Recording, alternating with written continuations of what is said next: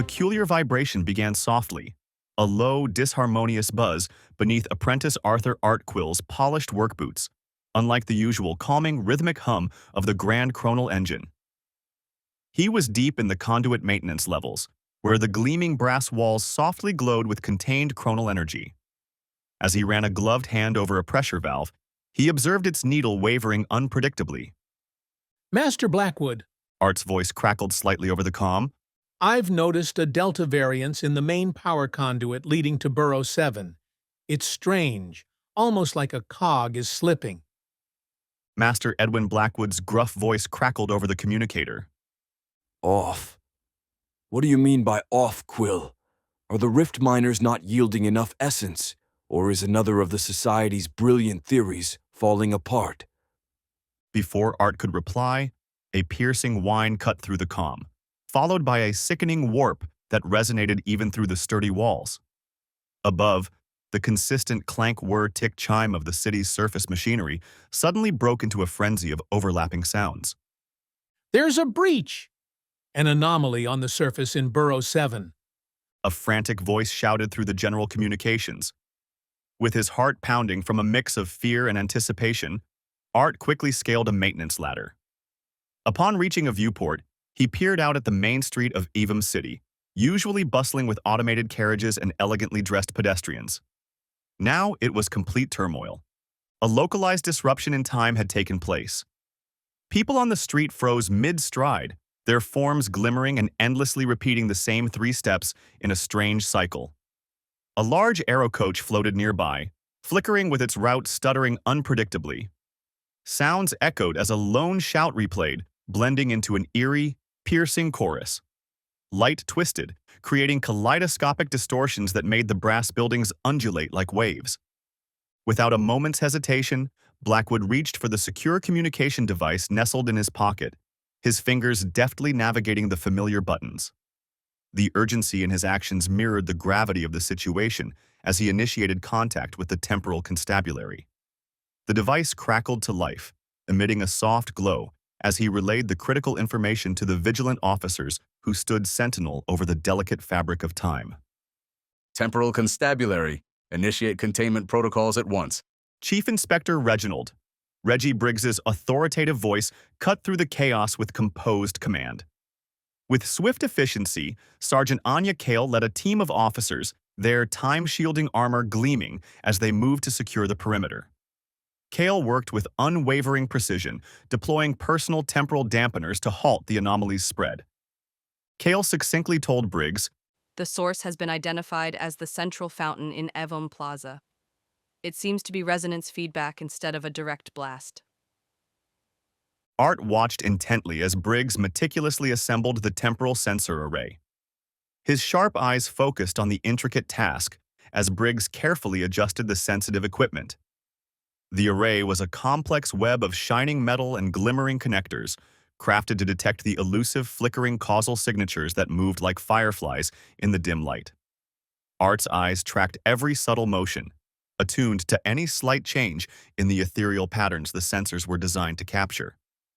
"The integrity of the local timeline is at risk," Sergeant Kael stated in a composed and analytical manner, despite the chaos around them. "The chronal bleed-through is deteriorating further. This isn't merely a local variation, Chief Inspector. An external harmonic resonance is exacerbating the instability." Briggs nodded. Sergeant Kael, look for any external disturbances. Initiate the civilian temporal stabilization and keep it to low-frequency pulses.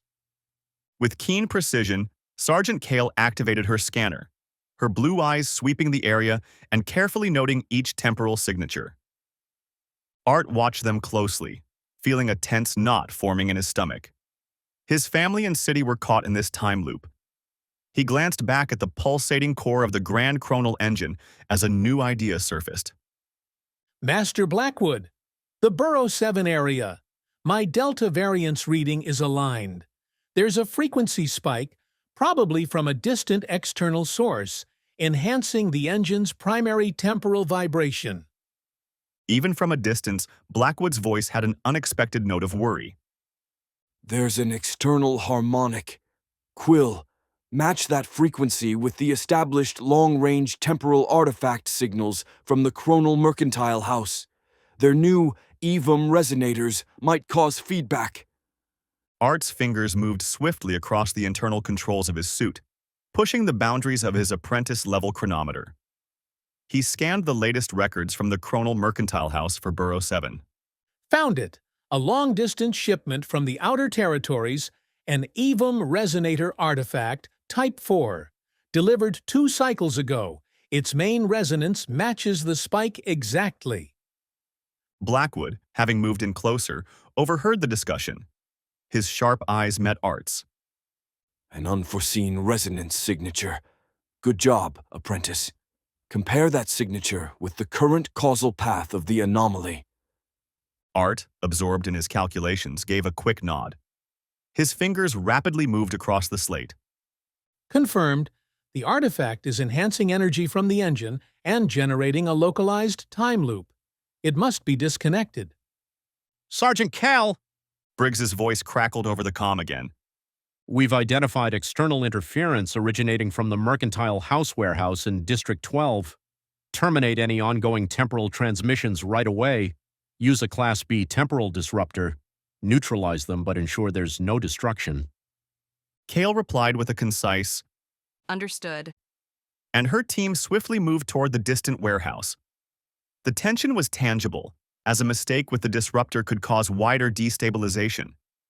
Minutes dragged on interminably, feeling as if they extended into eons. The rhythmic sound of the fountain's cries intensified. Art's internal sense of time wavered unpredictably. Then, with a distinct pop that was more felt than heard, the distortion in the plaza began to calm. The screams diminished, blending into regular sounds. The figures, once trapped in a repetitive cycle, faltered and blinked as they returned to the present moment. The anomaly disappeared, leaving behind a subtle, lingering sparkle in the air and a bewildered crowd. Additional constabulary officers arrived to secure the area and help the disoriented citizens. At the same time, teams from the Cogswell Brotherhood quickly began assessing the stability of the buildings. Feeling exhausted, Art watched Chief Briggs make his way toward the fountain with a steady pace. He adjusted his sensor array slightly. Anomaly contained. Causal integrity is being restored. Minimal long-term impact expected. Chief Briggs gave Art a quick, almost imperceptible nod. Your observation was timely, Apprentice Quill. As the sun descended, casting elongated shadows on the earth, Art observed the order of Evum Providence members mixing with the townspeople, providing solace and tending to those afflicted by temporal sickness. Then he spotted something odd.